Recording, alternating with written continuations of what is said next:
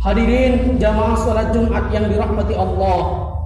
Al-Imam Al-Hafidh Jalaluddin As-Suyuti, yang kita kenal dengan Imam As-Suyuti, di dalam kitabnya Ihya'ul Mayyit bi Fadail Ahlil Bait, di hadis yang pertama yang dikeluarkan oleh Sa'id bin Mansur, diriwayatkan dari Sa'id bin Jubair radhiyallahu anhu fi qaulihi ta'ala. Hadis ini diriwayatkan dari sahabat Sa'id bin Jubair radhiyallahu ta'ala fi qaulihi ta'ala, di dalam firman-Nya Allah Ta'ala, "Qul la as'alukum 'alaihi ajra illa al-mawaddata fil qurba." Qul, katakanlah wahai Muhammad, la as'alukum 'alaihi ajra, saya tidak meminta kepada kalian sesuatu pun, saya tidak meminta kepada kalian upah, illal mawaddata, kecuali rasa kecintaan fil qurba, di dalam kekerabatan.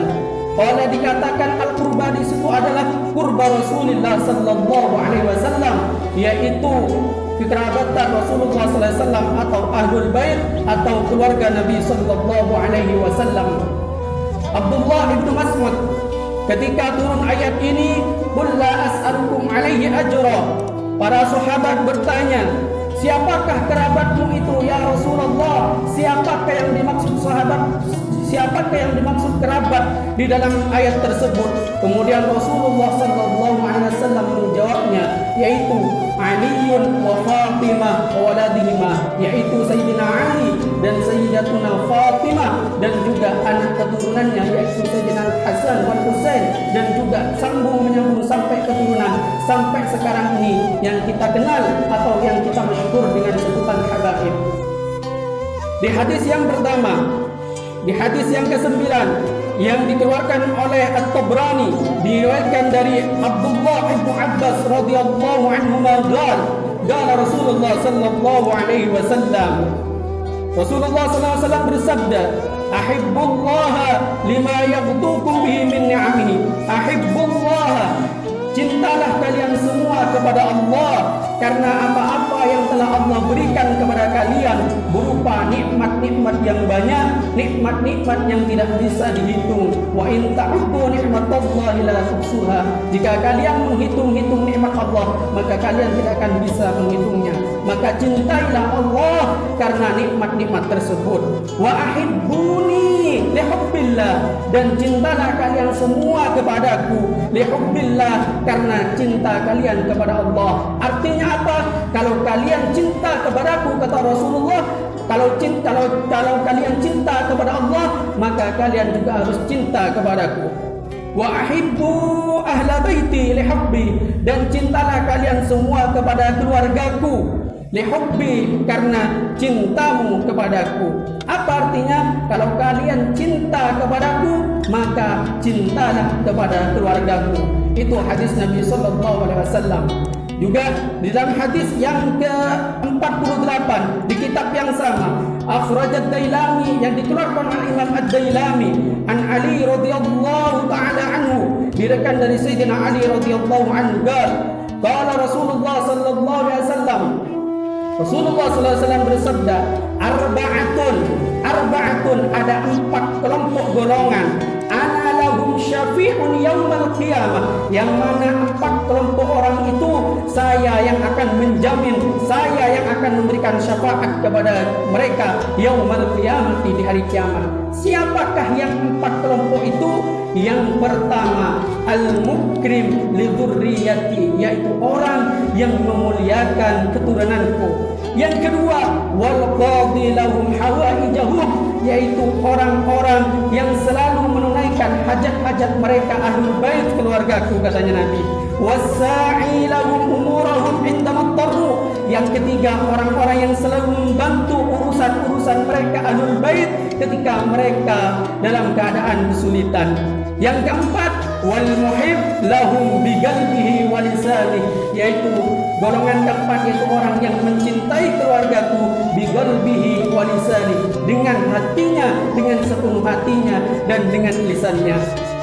Hadirin jamaah salat Jumat yang dirahmati Allah, berkaitan dengan hadis tersebut ada sebuah kisah yang sangat menarik, yang ini ada di dalam kitab Rasyafatus Sadi, yang mana di kitab tersebut diceritakan bahwa ada seorang syarifah yang telah ditinggal wafat oleh suaminya beserta Syarifah ini mempunyai 3 anak. Dalam suatu waktu Syarifah ini dalam keadaan sangat kekurangan dan kesulitan dalam bidang ekonominya, sehingga si Syarifah ini keluar dari negara ke negara tertentu, dan beliau mendapatkan, Syarifah ini mendapatkan rumah yang di situ penghuninya adalah seorang hakim yang muslim. Seorang hakim yang muslim. Dia, si Syarifah itu mencoba mengetuk pintu rumah tersebut. Ketika si Syarifah itu mengucapkan salam, Assalamualaikum, terdengar jawaban dari dalam Waalaikumsalam. Betapa sangat bahagianya hati Syekh Syarifah ini, karena mungkin dari rumah ini dia akan mendapatkan pertolongan berupa makanan dan pakaian untuk anak-anaknya. Ketika keluar si penghuni rumah itu yang merupakan sebuah hakim muslim lagi, dikatakan dia katanya seorang muhibbin, seorang yang cinta kepada Rasulullah SAW. Ketika dia keluar ditanya, siapakah di sana? Wahai hakim, saya adalah Syarifah. Lantas apa perlumu ke sini? Saya dalam keadaan yang sangat sulit.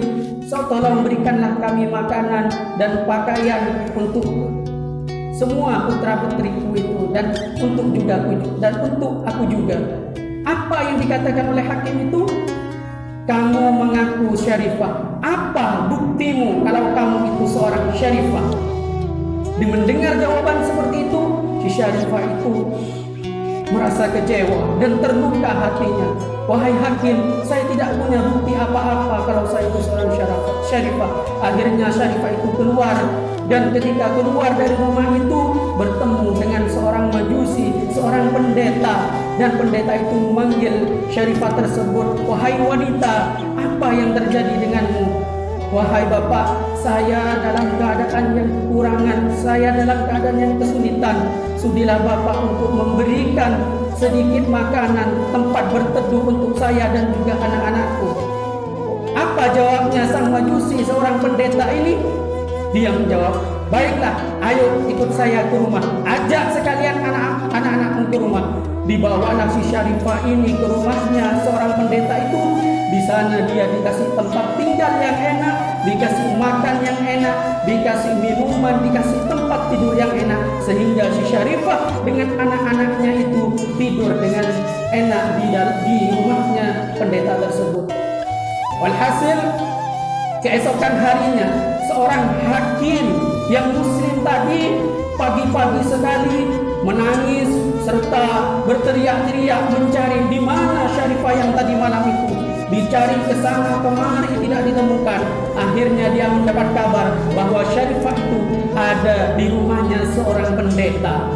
Kemudian dia hampiri ke rumah pendeta itu dan mengatakan, wahai Pak Pendeta, adakah seorang wanita di dalam rumahmu yang telah saya usir tadi malam? Iya, dia ada di dalam rumahku. Tolonglah berikan wanita itu kepada saya, berikan Syarifah itu kepada saya, biar saya yang merumatnya, biar saya yang kasih makan, biar saya yang memberi tempat tinggal. Kenapa? Kemudian pendeta itu mengatakan, apa yang telah membuatmu seperti ini? Padahal kamu tadi malam telah mengusir Syarifah ini. Kemudian dijawab, wahai pendeta, tadi malam ketika saya tertidur saya bermimpi. Dalam mimpi saya itu terjadilah kiamat, dan saya melihat di surga itu ada sebuah istana yang sangat bagus. Di situ ada Rasulullah SAW. Semua orang-orang Muslim disuruh masuk sama Rasulullah SAW. Ketika giliran saya mau masuk ke istana itu, Rasulullah berpaling dariku, dan saya mengatakan, ya Rasulullah, saya itu juga orang Islam ya Rasulullah. Tolong berikan saya izin untuk masuk ke istana itu. Apa jawab Rasulullah? Kamu seorang Muslim? Iya ya Rasulullah. Apa buktimu kalau kamu itu orang Muslim? Bukankah itu yang kamu tanyakan? Bukankah itu yang kamu ucapkan ketika ada keluargaku, keturunanku meminta pertolongan kepadamu? Engkau masih menanyakan apakah bukti kalau kamu itu seorang Syarifah? Mendengar sabda Rasulullah seperti itu, dia langsung menangis dan bangun mencari wanita itu. Dan apa yang terjadi? Seorang pendeta itu mengatakan, tidak, sekali-kali tidak, saya tidak akan memberikan Syarifah itu kepada kamu. Karena apa? Karena tadi malam saya juga bermimpi bertemu sosok yang sangat mulia, sosok yang putih, dan dia menjulurkan tangannya kepadaku dan mengatakan, "Qul asyhadu an la ilaha illallah wa asyhadu anna Muhammadar Rasulullah." Katakanlah wahai Pak Pendeta, saya tidak ada Tuhan selain Allah dan saya Muhammad adalah utusan Allah. Sejak itulah saya dan keluarga saya semuanya masuk Islam di tangan Rasulullah sallallahu alaihi wasallam karena mencintai dan menolong seorang Syarifah Al-Alawiyah. Itulah sedikit cerita yang saya ambil dari kitab Rasyafatus Shadi. Hadirin salat Jumat yang dirahmati Allah. Di dalam kitabnya juga Syekh Yusuf An-Nabhani, beliau mengarang sebuah kitab yang berjudul Asy-Syaraful Mu'abbad li Ali Muhammad. Di dalam kitab tersebut banyak hadis-hadis tentang menjelaskan tentang keutamaan ahli bait keluarga Nabi sallallahu alaihi wasallam. Tapi satu yang membuat saya menarik, ada satu lembar di suku kosong dan beliau menulisi dengan sebait syair, bi hubbi ashabi kahfin wa kaifa ana bi hubbi ali Muhammadin.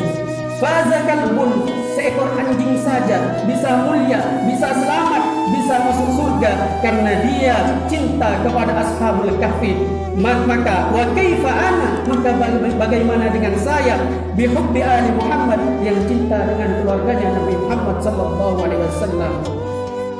Hadirin salat Jumat yang dimuliakan Allah, di dalam kitabnya juga, di dalam kitab ini juga dijelaskan, falau anna rajulan sofa, andaikan ada seorang laki-laki yang beribadah di pojok Ka'bah atau di Zamzam, di Multazam, artinya di Ka'bah sudah dia beribadah siang dan malam, fa shalla wa shoma, dia salat, dia puasa, summa mata, kemudian dia mati, wa huwa mubghidun li ahli baiti Muhammad dakhalan nar, dan dia meninggal dalam keadaan benci kepada keluarga Nabi, dakhalan nar, maka dia masuk neraka. Oleh karena itu saya mengajak kepada hadirin semua, sidang Jumat yang dimuliakan Allah, muliakanlah keturunan Nabi, jangan sampai kita membencinya apalagi mencaci makinya.